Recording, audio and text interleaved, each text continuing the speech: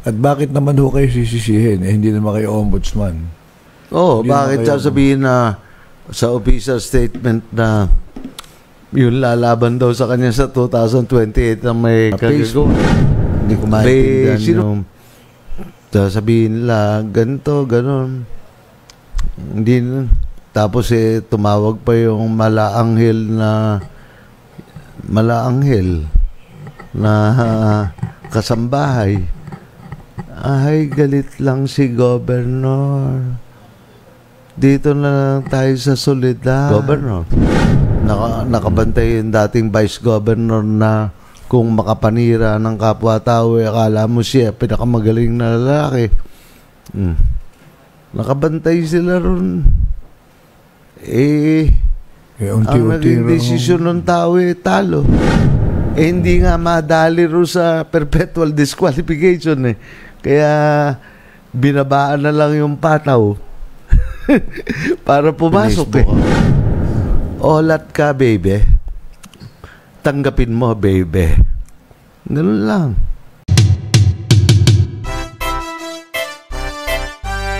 At saka kumisan, yung mga tao nagsisisihan. Atty. Villar, Doc Nino.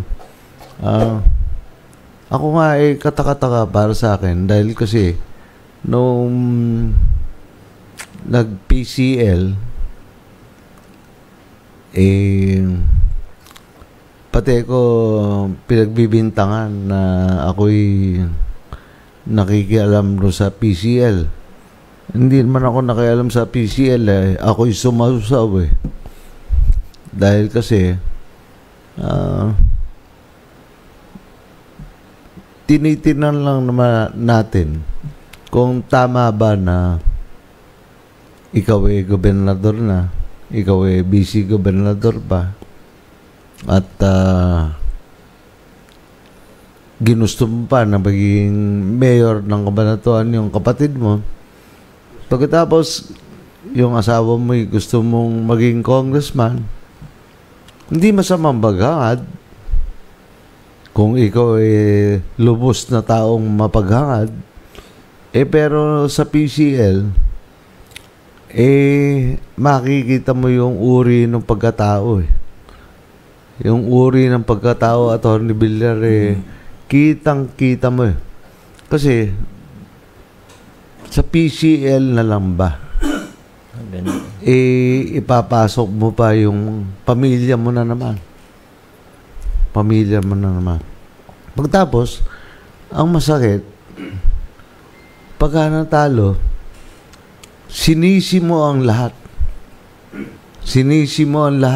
ng tao, puwera ang iyong sarili. Bakit ganon? Bakit ganon ang ating ugaling mga Pilipino? Hindi. Good morning, POJ. Siguro hindi naman lahat ng Pilipino, Kong Jay. Kasi siguro sa dami ng kanyang pangarap at makamit na posisyon, pagka talagang hindi naman pwedeng kupohin lahat. Kasi siyempre party-party, nag-iisip ang tao kapares ng congressman, vice governor, governor, din mayor, 4 na yan. O yung PCL sabi nyo nga sinisisi pa tayo. At ako nakita ko yung official statement doon sa PCL. Hindi doon sa conviction niya nung mapinahan siya sa quarry permit ng 1 taon.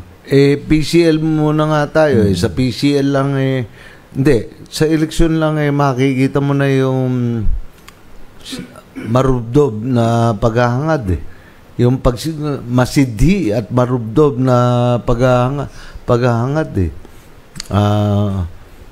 hindi na lang ako gagamit ng ng Tagalog na malalim na makakasakit ng damdamin. Siguro doon sa guni-guni na naisipan niya. Kasi ang naging labanan sa PCL, 159 si Santos, 150 si McCoy. Siguro nabuo sa kanyang isipan na siyam yung konsyal nyo dito sa syudad. Oh, Siguro kayo pinaghinalaan na yung siyam na yun ay ikinatalo. hindi. Pangalawa, ang sasabihin ko lang, ang total, 12 kada syudad, 60 na konsyal. 60. 27 municipalities, 10. 270 plus 60. 330. 330. Ang impluwensya ko lang naman sa tercero distrito. Sa Bungabong tatlo lang aking konsyal. Yung doon sa Natividad, 8 yung aking konsyal dahil hindi pa naman naalis si ABC Arocena doon. Kaya lang, hindi naman nakaboto si ABC Arocena at silang mag-asawa ay nasa Australia. 3 plus 7, 10.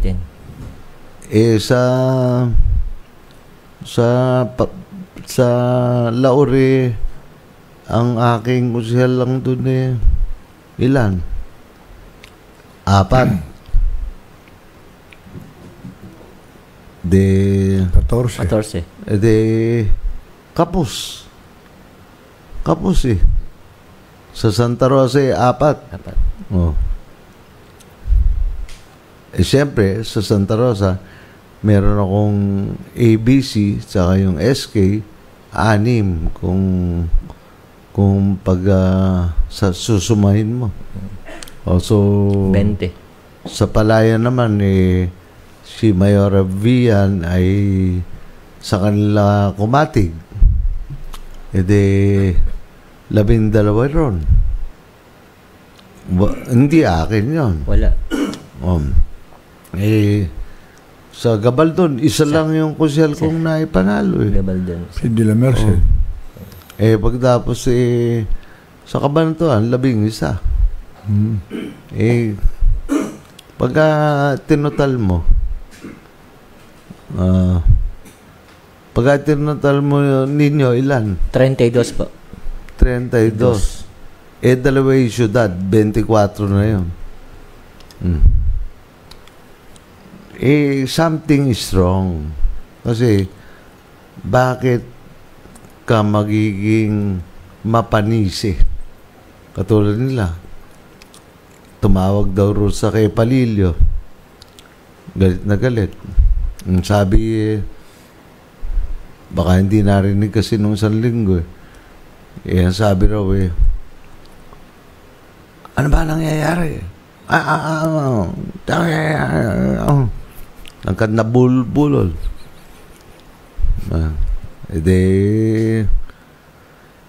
Galit na galit.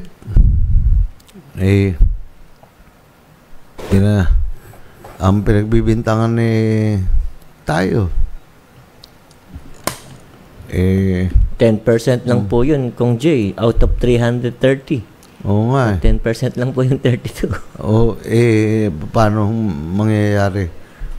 Tapos nung bandang bakas, ang sabi, attorney, ang sabi ba naman humihina na ba tayo?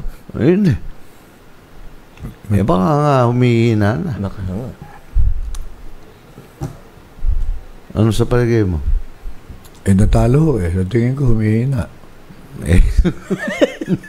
Kasi ako malakas na nalo. Oo, dahil pinsa buo yung hinalaban baka nga humihina na. At saka kaibigan din ho niya kampo ni Santos. Hindi ko naman nakasama.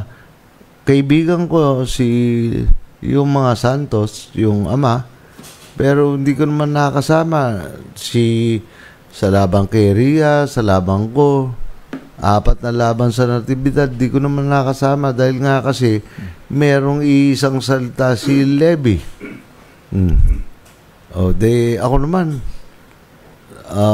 sport lang ako. Sabi ko, Levy, okay lang. Humiling pa nga si Levy no na magtatayo siya ng negosyo rito sa Cabanatuan. Nung magtayo siya ng negosyo sa Cabanatuan, 2017 ata yun, no? 2018 yung LTO. testing ng mga Emission ng sasakyan. emission. Binigyan ko ng building ng business permit. Pero wala akong hiniling. At doon pa rin sa kanya kumampi. Hindi ko maintindihan yung ako'y magpapaawa sila sa Facebook. Hindi ko maintindihan yung sasabihin nila ganito, ganon. Hindi. Tapos tumawag pa yung malaanghel na kasambahay. Ay, galit lang si Governor. Dito na lang tayo sa Soledad. At masyadong na-upset. Isipin mo, nakabantay yung vice governor. Nakabantay yung dating vice governor na kung makapanira ng kapwa-tao, akala mo siya pinakamagaling na lalaki. Nakabantay sila ron. Ang naging desisyon ng tao talo. Meron pa nga hindi bumoto. Hindi ko rin alam kung sino yan. Ang hindi bumoto 6. At yung hindi bumotong 6 nahiya na lang siguro. Ang 4 pa yung bumoto kay Santos, kay Lance Santos. Kaya lang, hindi binulugan, liligay yung buong pangalan. So, spoiled. Tapos, 2 yung bumoto kay Makoy. Wala na mga kaming pagsasamaan ng loob nila Makoy dahil kasi kaibigan ako ni Kuya Aba. Kuya Aba ang tawag ko sa ama ni Makoy. Nakapagtaka Nakapagtaka itong mga Facebook na to. Kaya dapat dito pagka pine-Facebook ako, olat ka baby, tanggapin mo baby. Ganun lang. Olat ngayon, noong 1 linggo naman, tayo nagsasalita na naman ng totoo na suspendido. 1 taong walang sweldo. Ang dinig ko sa iyo ang sabi mo isang bagay. Ang sabi mo kulang. Hindi nga madali ro sa perpetual disqualification Kaya binabaan na lang yung pataw para pumasok At saka Congressman Jay, kung ako abogado hindi ko na i-a-apply yun Baka magkamali pa yung abogado Kasi pinipilit nila na wala silang kasalanan at hindi nila ginawa yung mga rason na sinabi rin sa desisyon ng ombudsman. At bakit naman ho kayo sisisihin? Hindi naman kayo ombudsman. Bakit sasabihin na sa official statement na yung lalaban daw sa kanya sa 2028 ang may kagagawan? Sino ba lalaban sa 2028? Kinakabahan ba siya? Kung sakasakali yung matalo sa 2028, sigurado, talo. Ang may kasalanan na yung ombudsman. Hindi. Ang may kasalanan, yun nga sinasabi kong madalas. Nung ako yung matalo, wala akong sinisi. Dahil sa ko nanisi ng kahit sino. Ang sabi ko, lahat nung kaloob na yan, kaloob ng Panginoon Diyos, natalo ko, wala akong magagawa, yun ang kaloob ng Panginoon Diyos. So, naroon ko naman, Atty. Villar, Nung lumabas tayo kumain tayo ro sa may Mega Shell. Sa Jollibee, ho.